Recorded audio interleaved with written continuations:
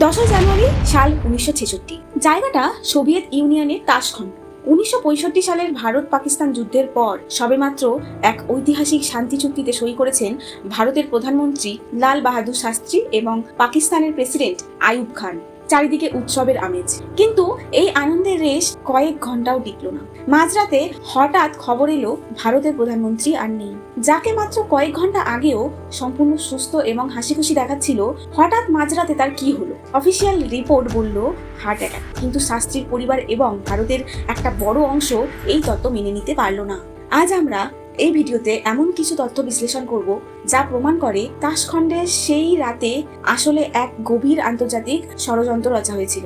আপনারা দেখছেন আর্থ কথা। অনুরোধ করবো ভিডিওটি শেষ পর্যন্ত দেখুন, আশা করছি ভালো লাগবে। চুক্তি সই হওয়ার পর সেদিন রাতে এক পার্টি আয়োজিত হয়েছিল। রাত 10টা নাগাদ শাস্ত্রীজি নিজের ভিলায় ফিরে আসেন।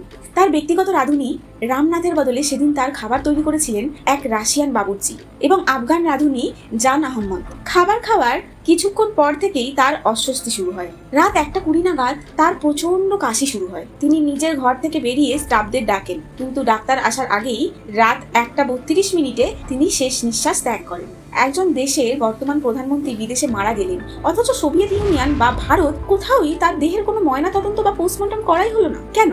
মৃত্যুর আসল কারণ জানার এটাই একমাত্র উপায় ছিল, কিন্তু অদ্ভুতভাবে ভারতীয় দূতাবাস থেকে এর কোনো দাবিই তোলা হয়নি। শাস্ত্রীর মৃতদেহ যখন ভারতে আনা হয়, তখন তার স্ত্রী ললিতা শাস্ত্রী এবং পরিবারের অন্যান্যরা স্পষ্ট লক্ষ্য করেন যে তার শরীর নীলচে কালো হয়ে গেছে। শুধু তাই নয়, পেট এবং ঘাড়ের কাছে অদ্ভুত কাটা দাগ ছিল, যেখান থেকে রক্ত চুইয়ে পড়ছিল। একটা সাধারণ হার্ট অ্যাটাকে শরীর নীল হয়ে যাওয়া বা কাটা দাগ থেকে রক্ত বেরোনোর বৈজ্ঞানিক কোনো ব্যাখ্যা নেই। পরিবারের সোজা দাবি ছিল তাকে বিষ প্রয়োগ করা হয়েছে। সেই সময়টা ছিল স্নায়ু যুদ্ধের। ভারত তখন ডক্টর হোমি জাহাঙ্গীর ভাবার নেতৃত্বে পরমাণু বোমা তৈরি করার খুব কাছাকাছি। গ্রেগরি ডগলাসের লেখা বই কনভারসেশন উইথ দ্য ক্রো, এতে রবার্ট ক্রাউলির একটি চাঞ্চল্যকর ইন্টারভিউ ছাপা হয়, যেখানে ক্রাউলি দাবি করে ভারতের পারমাণবিক কর্মসূচিকে চিরতরে শেষ করতে সিআইএ শাস্ত্রীজি এবং ডক্টর হোমি ভাবাকে সরিয়ে দিয়েছেন। কাকতালীয়ভাবে শাস্ত্রীর মৃত্যুর মাত্র 13 দিন পর এক রহস্যজনক বিমান দুর্ঘটনায় মারা যায় ভারতের পরমাণু কর্মসূচির জনক ডক্টর হোমি ভাবা।